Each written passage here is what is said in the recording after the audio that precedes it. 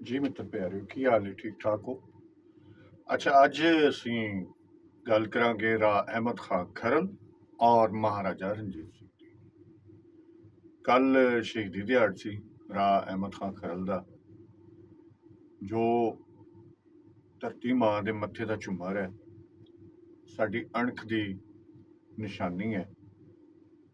80 ਸਾਲ ਦਾ ਰਾਅ ਅਹਿਮਦ ਖਾਂ ਖਰਲ ਟੱਕਰ ਦਿੰਦਾ ਹੈ ਅੰਗਰੇਜ਼ ਰਾਜ ਨੂੰ। ਅਸੀਂ ਥੋੜ੍ਹਾ ਜਿਹਾ ਅਗਰ ਇਹਦੇ ਪਸ ਮੰਜ਼ਰ ਵਿੱਚ ਜਾਈਏ ਕਿ ਰਾਅ ਅਹਿਮਦ ਖਾਂ ਖਰਲ ਔਰ ਮਹਾਰਾਜਾ ਰਣਜੀਤ ਸਿੰਘ ਦੇ ਇਸ ਭੜੱਪਣ ਦੀ ਕੀ ਵਜ੍ਹਾ ਹੈ, ਸੋ ਅਸੀਂ ਵੇਖਦੇ ਕਿ ਖਿੱਤੇ ਦੇ ਵਿੱਚ ਸਾਡੇ ਪੰਜਾਬ ਦੇ ਵਿੱਚ ਤੇ ਦੁਨੀਆ ਦੇ ਵਿੱਚ ਜਿਹੜਾ ਅਸੀਂ ਸੈਕੂਲਰ ਸਿਸਟਮ ਕਹਿੰਦੇ ਆ, ਅਗਰ ਉਹਦਾ ਦੂਸਰਾ ਨਾਂ ਦੇ ਦਈਏ ਤੇ ਉਹਨੂੰ ਪੰਜਾਬ ਦਾ ਵਸੇਬ ਕਹਿ ਸਕਦੇ ਹੋ। ਦੁਨੀਆ ਦਾ ਸਭ ਤੋਂ ਵੱਡਾ ਸੈਕੂਲਰਿਜ਼ਮ ਔਰ ਆਪਸੀ ਮਿਲਵਰਤਨ, ਇਹ ਪੰਜਾਬ ਤੋਂ ਇਲਾਵਾ ਸਾਨੂੰ ਪੂਰੀ ਦੁਨੀਆ ਦੇ ਵਿੱਚ ਤਾਰੀਖੀ ਤੌਰ ਤੇ ਉਨਾ ਮਜ਼ਬੂਤ ਨਹੀਂ ਮਿਲਦਾ ਜਿੰਨਾ ਸਾਡੇ ਕੋਲ ਹੈ। ਹਜ਼ਾਰਾਂ ਸਾਲਾਂ ਤੋਂ ਇਸ ਧਰਤੀ ਦੇ ਉੱਤੇ ਬਹੁਤ ਸਾਰੇ ਮਜ਼ਾਹਿਬ ਦੇ ਮੰਨਣ ਵਾਲੇ ਔਰ ਨਜ਼ਰੀਆਤ ਦੇ ਮੰਨਣ ਵਾਲੇ ਸਾਰੇ ਰਲ ਮਿਲ ਕੇ ਰਹਿੰਦੇ ਰਹੇ ਔਰ ਇੱਕ ਦੂਸਰੇ ਦਾ ਇਹਤਰਾਮ ਕੀਤਾ, ਇੱਕ ਦੂਸਰੇ ਨਾਲ ਮੁਹੱਬਤ ਕੀਤੀ ਔਰ ਸਾਂਝ ਕੀ ਸੀ ਧਰਤੀ ਦੀ, ਜ਼ੁਬਾਨ ਦੀ, ਕੌਮ ਦੀ। ਪੰਜਾਬੀ ਕੌਮ ਦੇ ਵਿੱਚ ਮਹਾਰਾਜਾ ਪੋਰਸ ਤੋਂ ਲੈ ਕੇ ਭਗਤ ਸਿੰਘ ਔਰ ਹੁਣ ਤੱਕ ਬਹੁਤ ਸਾਰੇ ਐਸੇ ਨਾਂ ਜਿਨ੍ਹਾਂ ਤੇ ਅਸੀਂ ਬਿਲਾਸ਼ੁਬਾ ਫਖਰ ਕਰ ਸਕਦੇ ਹਾਂ ਔਰ ਸਾਨੂੰ ਮਾਣ ਹੁੰਦਾ ਹੈ ਕਿ ਅਸੀਂ ਪੰਜਾਬੀ ਹਾਂ ਔਰ ਪੰਜਾਬ ਧਰਤੀ ਨਾਲ ਸਾਡਾ ਤਾਲੁਕ ਹੈ। 1847 ਦੇ ਵਿੱਚ ਇੱਥੇ ਬਹੁਤ ਸਾਰੇ ਰਜਵਾੜੇ ਆਪਣੀ ਤਾਕਤ ਸ਼ੋਅ ਕਰਨ ਵਾਸਤੇ ਦੂਸਰੀ ਜਗ੍ਹਾ ਤੇ, ਯਾਨੀ ਕਿ ਦੂਸਰੇ ਰਜਵਾੜਿਆਂ ਨੂੰ ਜਾਂ ਆਪਣੇ ਕਬਜ਼ੇ 'ਚ ਲੈ ਲੈਂਦੇ ਸਨ, ਉਹਨਾਂ ਦੀ ਜਗ੍ਹਾ ਤੇ ਕਬਜ਼ਾ ਕਰਦੇ ਸਨ ਔਰ ਰਾਜ ਕਰਦੇ ਸਨ।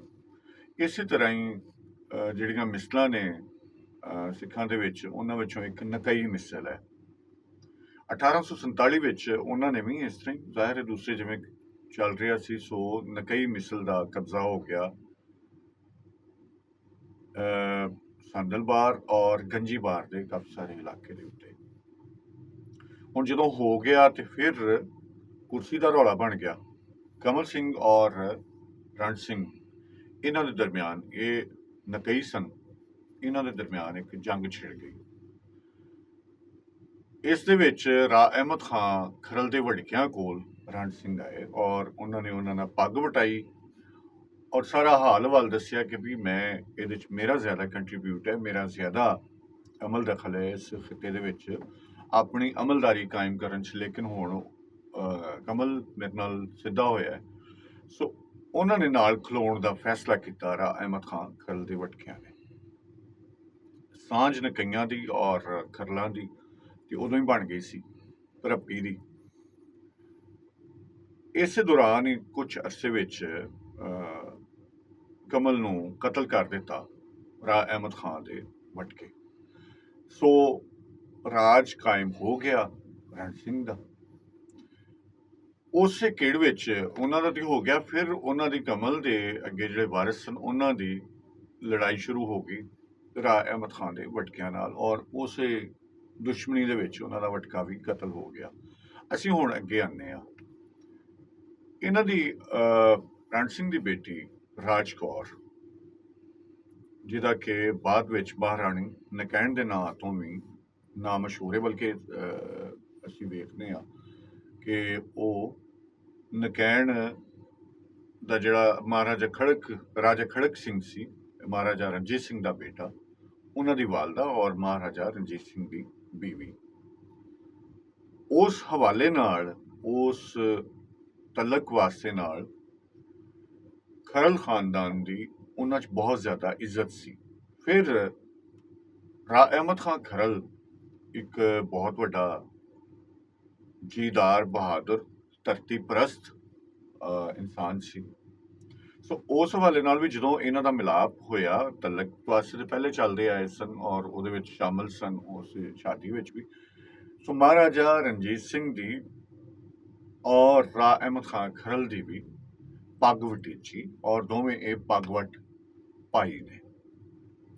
ਜਿੱਥੇ ਅੰਗਰੇਜ਼ਾਂ ਦੇ ਨਾਲ, ਅੰਗਰੇਜ਼ਾਂ ਨੂੰ ਕੋਈ ਹਿੰਮਤ ਨਹੀਂ ਹੋਈ, ਇਹ ਜਿਹੜੇ ਬਹੁਤ ਸਾਰੇ ਲੋਕ ਜਿਨ੍ਹਾਂ ਨੂੰ ਨਹੀਂ ਪਤਾ, ਪੜ੍ਹੇ ਲਿਖੇ ਨਹੀਂ, ਨਾ ਤਾਰੀਖ ਤੋਂ ਜਾਣੂ ਨੇ, ਉਹ ਸਿਰਫ ਮਤਾਲੇ ਪਾਕਿਸਤਾਨ ਦੇ ਵਿੱਚ ਹੀ ਨੇ, ਜਿੱਥੇ ਸਾਰੇ ਜੋ ਸਾਡੇ ਇੱਥੇ ਲੁਟੇਰੇ ਆਏ ਅਫਗਾਨੀ, ਉਹਨਾਂ ਨੂੰ ਹੀਰੋ ਬਣਾ ਕੇ ਸਾਡੀ ਨਸਲ ਨੂੰ ਕੁਰਾਏ ਪਾਇਆ ਗਿਆ।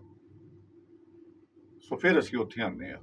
ਇਸ ਵਾਕਿਏ ਵਿੱਚ ਬਹੁਤ ਸਾਰੇ ਐਸੇ ਵੀ ਵਾਕਿਆਤ ਨੇ ਜਿਹਦੇ ਵਿੱਚ ਰਾਅ ਅਹਿਮਦ ਖਾਨ ਖਰਲ ਨੇ ਮਹਾਰਾਜਾ ਰਣਜੀਤ ਸਿੰਘ ਦੇ ਬਹੁਤ ਸਾਰੇ ਫੈਸਲਿਆਂ ਨੂੰ ਵੀ ਚੈਲੰਜ ਕੀਤਾ ਔਰ ਮਹਾਰਾਜਾ ਰਣਜੀਤ ਸਿੰਘ ਨੇ ਉਹਦਾ ਆਦਰ ਕੀਤਾ, ਇਹਤਰਾਮ ਕੀਤਾ ਔਰ ਉਹਦੀ ਗੱਲ ਮੰਨੀ, ਰਾਅ ਅਹਿਮਦ ਖਾਨ ਖਰਲ ਦੀ। ਹੁਣ ਅਸੀਂ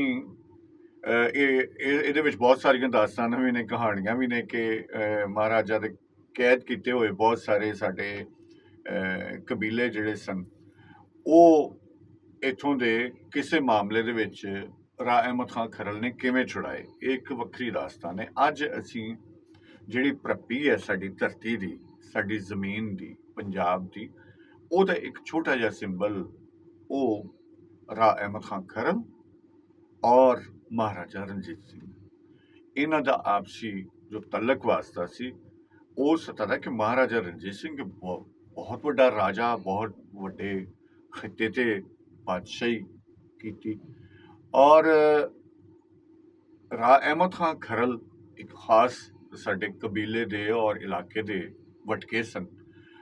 ਲੇਕਿਨ ਜਿਹੜੀ ਸਾਡੀ ਰਵਾਇਤ ਹੈ ਪੰਜਾਬ ਦੀ ਕਿ ਅਸੀਂ ਕਿਸੇ ਦਾ ਅਹਿਸਾਨ ਨਹੀਂ ਭੁੱਲਦੇ, ਉਹ ਕਿਸੇ ਗੈਰ ਨੇ ਕੀਤਾ ਹੋਵੇ ਤਾਂ ਵੀ ਅਸੀਂ ਉਹਦਾ ਮੁੱਲ ਪਾਉਂਦੇ ਹਾਂ।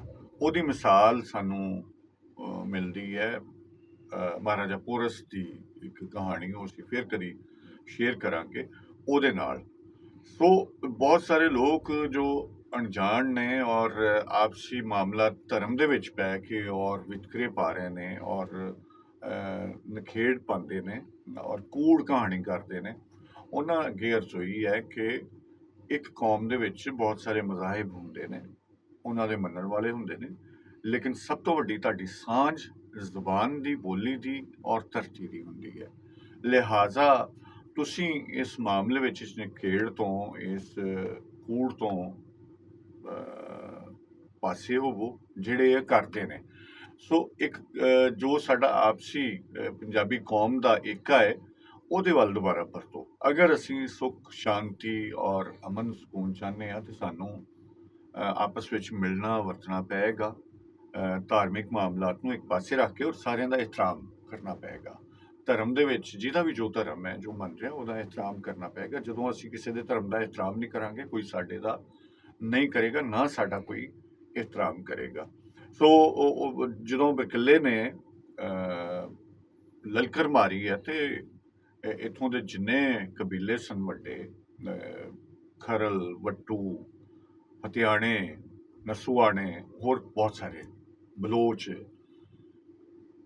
ਉਹਨਾਂ ਨੇ ਇਹ ਕਿਉਂਕਿ ਬਲੋਚਾਂ ਦੇ ਵਿੱਚ ਸਾਡੇ ਕੋਲ ਤੁਸੀਂ ਝੰਗ ਚਲੇ ਜਾਓ ਤੇ ਉਹਨਾਂ ਦੀਆਂ ਬਹੁਤ ਸਾਰੀਆਂ ਗੋਤਾਂ ਨੇ, ਤੁਹਾਨੂੰ ਉਹਨਾਂ ਤੋਂ ਵਾਕਫੀਅਤ ਹੋਏਗੀ ਜਦੋਂ ਤੁਸੀਂ ਉੱਥੇ ਜਾਓ। ਇਹ ਪੰਜਾਬੀ ਬਲੋਚ ਨੇ, ਪਿਓਰ ਧਰਤੀ ਦੇ ਪੁੱਤਰ ਨੇ ਇਹ ਔਰ ਮੈਂ ਸਮਝਦਾ ਹੈ ਕਿ ਸਾਡੇ ਕੋਲ ਇਹ ਜਿਹੜੀ ਝੰਗ ਦੀ ਪੱਟੀ ਹੈ, ਬਾਰ ਦੀ ਪੱਟੀ ਹੈ, ਇਹਦੇ ਵਿੱਚ ਜਿੰਨੇ ਬਲੋਚ ਕਬਾਇਲ ਨੇ ਕਦੀਮੀ ਤੌਰ ਤੇ, ਉਹ ਉਹਨਾਂ ਦਾ ਪੰਜਾਬ ਵਾਸਤੇ, ਪੰਜਾਬ ਦੀ ਧਰਤੀ ਵਾਸਤੇ, ਕਿਉਂਕਿ ਉਹ ਇਹਦੇ ਪੁੱਤਰ ਨੇ, ਉਹਨਾਂ ਹੀ ਹਿੱਸਾ ਹੈ ਜਿੰਨਾ ਕਿਸੇ ਇਸ ਧਰਤੀ ਦੇ ਜੱਟ, ਰਾਜਪੂਤ, ਅਰਾਈ ਜਾਂ ਗੁੱਜਰ, ਸੈਯਦ, ਕਿਸੇ ਦਾ ਵੀ ਹੋ ਸਕਦਾ ਹੈ। ਸੋ ਇਹਨਾਂ ਚੀਜ਼ਾਂ ਨੂੰ ਸਟੱਡੀ ਕਰਨਾ ਪਏਗਾ, ਰਿਵਿਊ ਕਰਨਾ ਪਏਗਾ, ਤਾਰੀਖ ਨਾਲ ਜੁੜਨਾ ਪਏਗਾ, ਅਸਲ ਹਕਾਇਕ ਨੂੰ ਜਾਣਨਾ ਪਏਗਾ ਜੋ ਸਾਡੇ ਕੋਲੋਂ ਲੁਕਾਏ ਗਏ। ਰਾਅ ਅਹਿਮਦ ਖਾਨ ਖਰਲ ਜਦੋਂ ਸ਼ਹੀਦ ਹੋਏ ਨੇ ਤੇ ਉਹਦੇ ਦੂਸਰੇ ਦਿਨ ਹੀ ਮੁਰਾਦ ਫਤਿਆਣਾ, ਜਿਨ੍ਹਾਂ ਨੇ ਬਦਲਾ ਲਿਆ ਬ੍ਰਿਕਲੇ ਕੋਲੋਂ ਤੇ ਉਹਨੂੰ ਕਤਲ ਕੀਤਾ, ਉਹਦਾ ਬਦਲਾ ਲੈ ਕੇ ਔਰ ਸਾਬਤ ਕੀਤਾ ਕਿ ਅਸੀਂ ਜੋ ਨਿਯੰਤਰਾ ਭਾਜੀ ਹੈ ਉਹ ਮੋੜਦੇ ਆ। ਸੋ ਗੱਲ ਅੱਜ ਮਹਾਰਾਜਾ ਰਣਜੀਤ ਔਰ ਅਹਿਮਦ ਖਾਨ ਖਰਲ ਇਹ ਹਮੇਸ਼ਾ ਜ਼ਿੰਦਾ ਨੇ, ਤਾਰੀਖ ਦੇ ਵਿੱਚ ਜ਼ਿੰਦਾ ਰਹਿਣਗੇ। ਸਾਡਾ ਮਾਣ ਨੇ, ਸਾਡਾ ਵਕਾਰ ਨੇ, ਔਰ ਪੰਜਾਬੀਓ ਇਸ ਚੀਜ਼ ਵੱਲ ਧਿਆਨ ਦਿਓ। ਬਹੁਤ ਮੁਹੱਬਤ, ਬਹੁਤ ਪਿਆਰ, ਸਲਾਮ।